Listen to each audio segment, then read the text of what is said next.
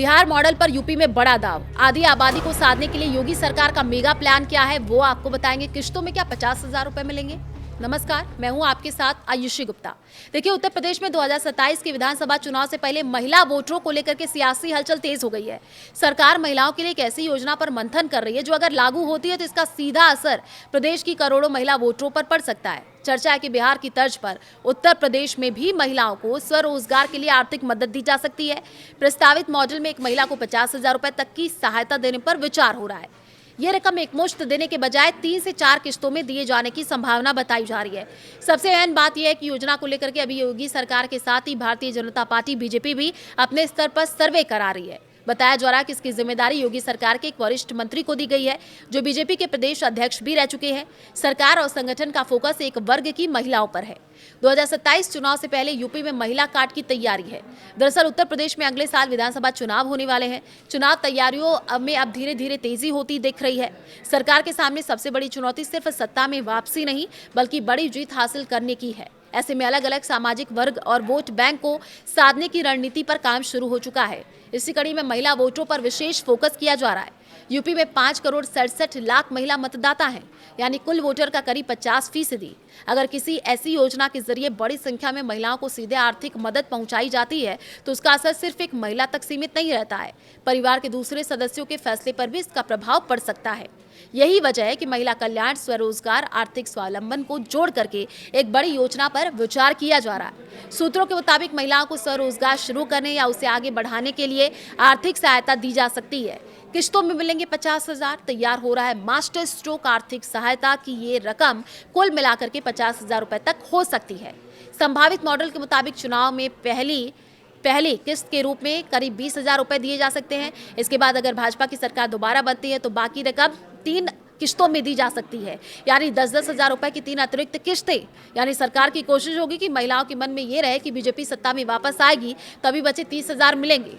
चर्चा है कि 50 लाख से ज्यादा महिलाओं को योजना के दायरे में लाने का लक्ष्य रखा जा सकता है। सरकार जिस तरह की योजना पर विचार कर रही है उसमें प्राथमिकता आर्थिक रूप से कमजोर वर्ग की महिलाओं को देने की संभावना है।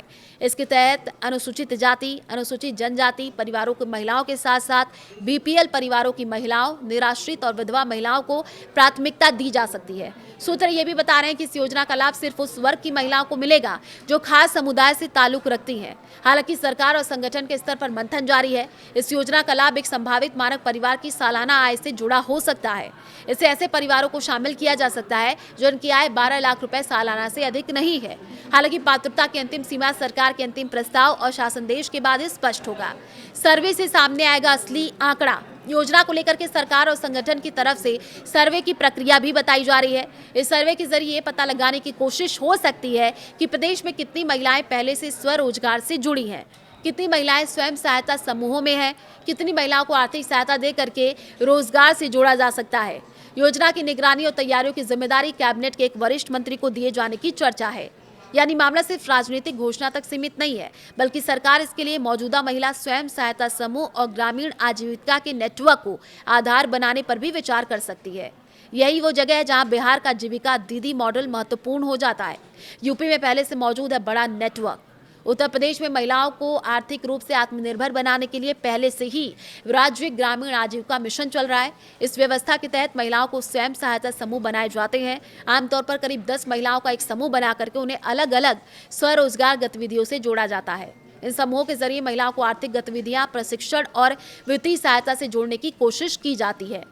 मौजूदा आंकड़ों के मुताबिक उत्तर प्रदेश में करीब 8,99,398 परिवारों की 98,76,389 महिलाएं स्वरोजगार समूहों से जुड़ी हैं। यानी सरकार के पास पहले से करीब 1 करोड़ महिलाओं तक पहुंचने वाला नेटवर्क मौजूद है। अगर नई योजना को इसी नेटवर्क से जोड़ दिया जाता है तो सरकार के लिए लाभार्थियों की पहचान और आर्थिक गतिविधियों से जोड़ने का काम अपेक्षाकृत आसान हो सकता है। आखिर बिहार मॉडल इतना चर्चा में क्यों? सवाल ये है। बिहार विधानसभा चुनाव से पहले महिलाओं के लिए मुख्यमंत्री महिला रोजगार योजना चर्चा में रही।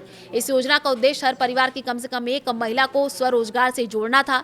बिहार चुनाव से पहले महिलाओं को खातों में 10,000 रुपए की प्रारंभिक आर्थिक सहायता भेजी गई। इसके बाद रोजगार शुरू करने, कामकाज का आकलन करने के आधार पर आगे आर्थिक मदद देने का प्रावधान रखा गया था। बिहार के चुनाव में महिला मतदाता एक महत्वपूर्ण राजनीतिक ताकत बनकर के सामने आई। बीजेपी की अगुवाई वाले गठबंधन को बंपर जीत हासिल हुई। इस बीच मॉडल को उत्तर प्रदेश में अपनाया जा सकता है। बता दें कि महिला वोट बैंक को लेकर के ये रणनीति सिर्फ बिहार तक सीमित नहीं रही। मध्य प्रदेश में लाडली बहन योजना में महिला मतदाताओं को सीधे आर्थिक सहायता देने का मॉडल स्थापित किया गया। महाराष्ट्र में भी महिलाओं के लिए आर्थिक सहायता की योजना लाई गई। हरियाणा में भी महिलाओं को केंद्र में रख करके योजनाएं बनाई गई। हालांकि मध्य प्रदेश, हरियाणा और महाराष्ट्र में महिलाओं के खाते में हर महीने पैसे भेजे जाते हैं। उससे उलट उत्तर प्रदेश में महिला वोटरों को बिहार की तर्ज पर आर्थिक सहायता से जोड़ने का विचार सामने आ रहा है। यानी महिला को सिर्फ पैसा देने की बजाय पैसा देकर उसे कोई काम शुरू करने के लिए प्रोत्साहित किया जाए। 20,000 की पहली किस्त क्यों महत्वपूर्ण है? अब सबसे अहम सवाल चुनाव से पहले मिलने वाली पहली किस्त को लेकर के है। चर्चा अगर योजना लागू होती है तो चुनाव से पहले करीब 20,000 रुपए की पहली सहायता दी जा सकती है। बाकी 30,000 रुपए बाद में 3 किस्तों में देने का मॉडल तैयार हो सकता है। इस मतलब साफ है, अगर योजना चुनाव से पहले लागू होती है तो सरकार महिलाओं को तुरंत आर्थिक मदद देने के साथ साथ उन्हें भविष्य के रोजगार से जोड़ने का संदेश दे सकती है।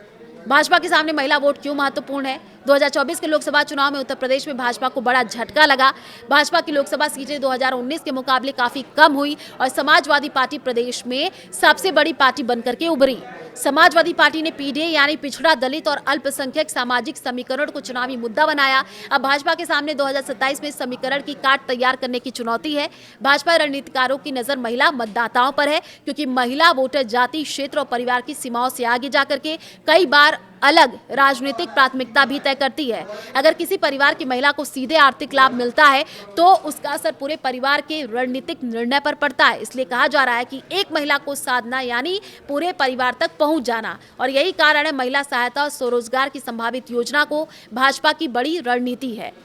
आप क्या सोचते हैं? कमेंट करके जरूर बताएं।